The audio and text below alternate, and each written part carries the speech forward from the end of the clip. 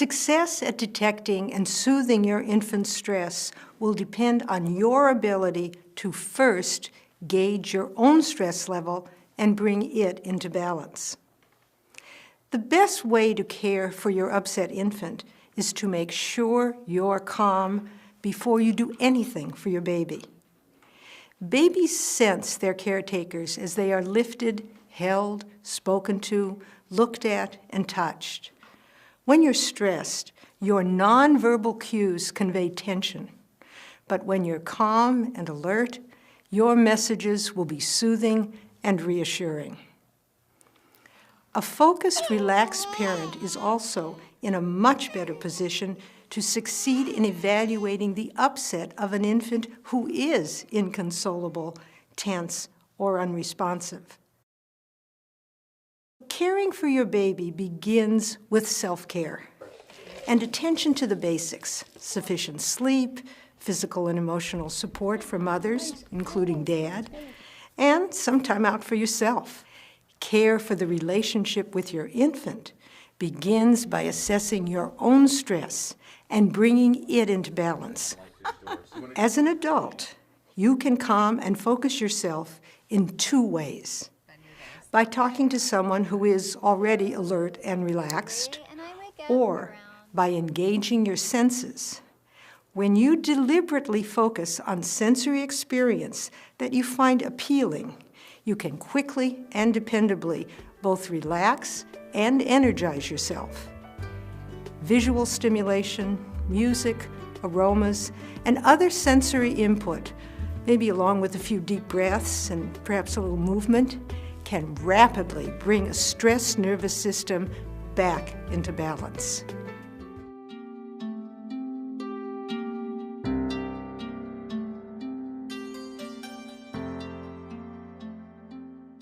Overwhelming stress is the first of two common obstacles to achieving a successful attachment relationship.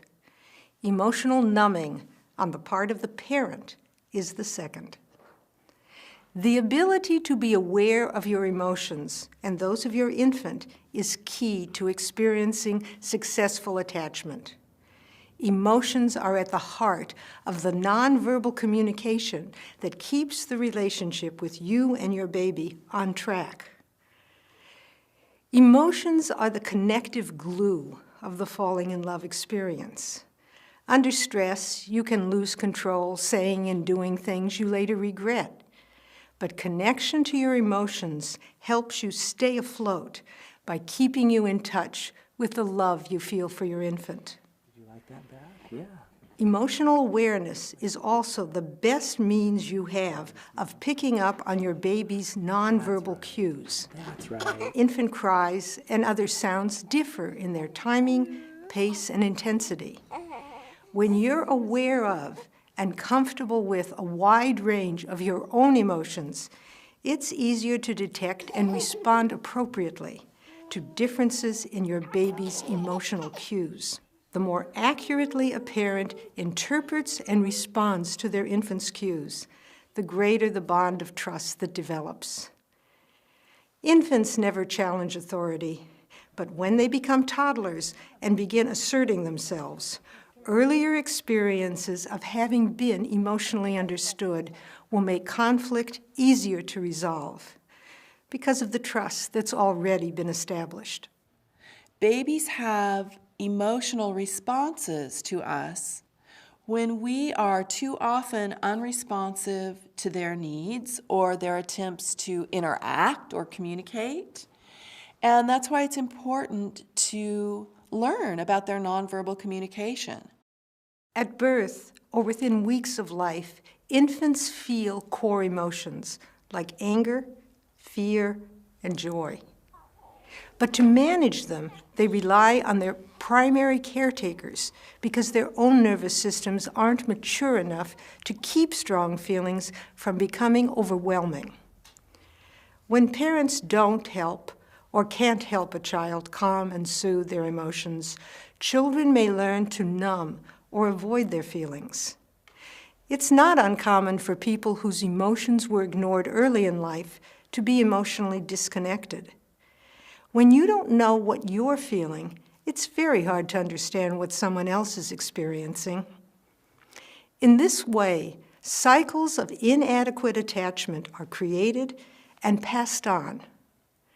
Listen to what Dan Siegel has to say about the role of emotion and the passage of insecure attachment from one generation to another.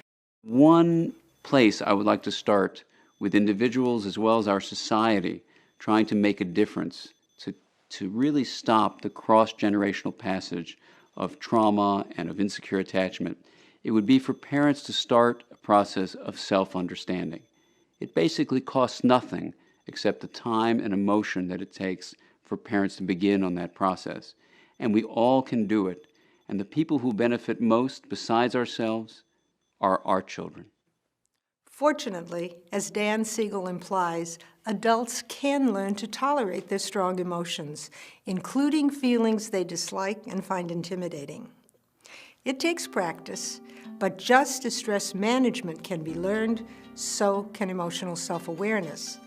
And with it comes the key to self-understanding and self-control.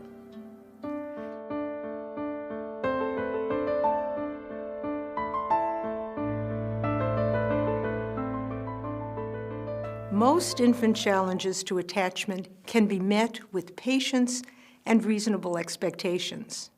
But sometimes there are developmental problems that go beyond a parent's ability to solve on their own.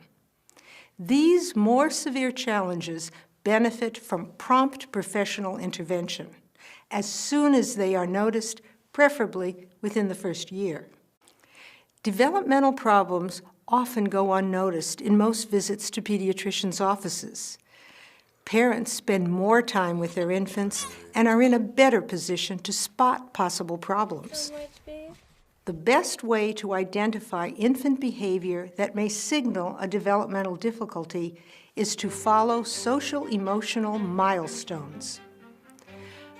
A social-emotional milestone is infant behavior that indicates the attachment bond is on a secure track. If this infant behavior doesn't occur, it's a red flag that signals an attention and regulation problem and the possibility of a more serious developmental problem. The first marker to look for is the one that takes place within the first 12 weeks of life. This first social-emotional milestone is the locked gaze between infant and parent that triggers the initial falling in love experience.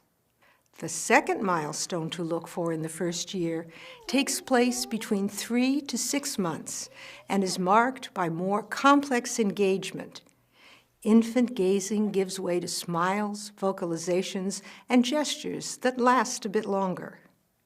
Somewhere between 4 to 10 months, mutual engagement advances to the point of becoming purposeful two-way play, where both infant and parent participate in a game like peekaboo, using smiles, vocalizations, and gestures.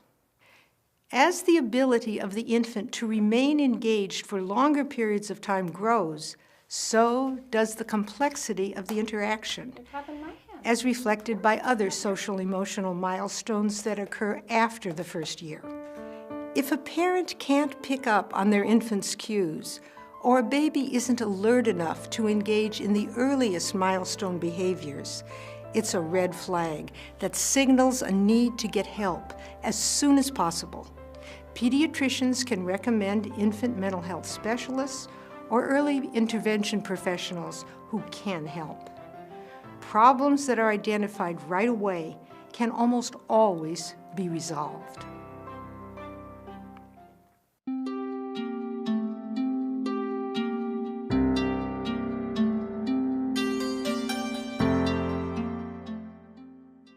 What our bodies need for best development is relationship.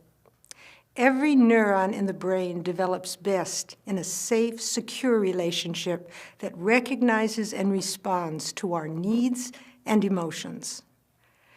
Early childhood challenges can change the biology of the brain, but early childhood support can also change the biology of the brain.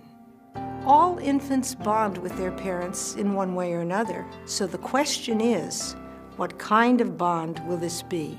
Will it be the secure attachment bond that every mother and child needs and deserves? To create secure attachment, you just need the social-emotional skill to quickly manage stress in the moment and be emotionally aware and available some of the time. If you don't have these skills, you can learn them. And if this learning is shared with a partner or as part of a group, the process will be more complete and powerful enough to support your child's physical, mental, emotional, and intellectual development. Your reward for investing in this process will be the joy you take from falling in love with your baby, and the meaning and purpose this unique relationship brings you. And your child's reward will be the very best possible start in life.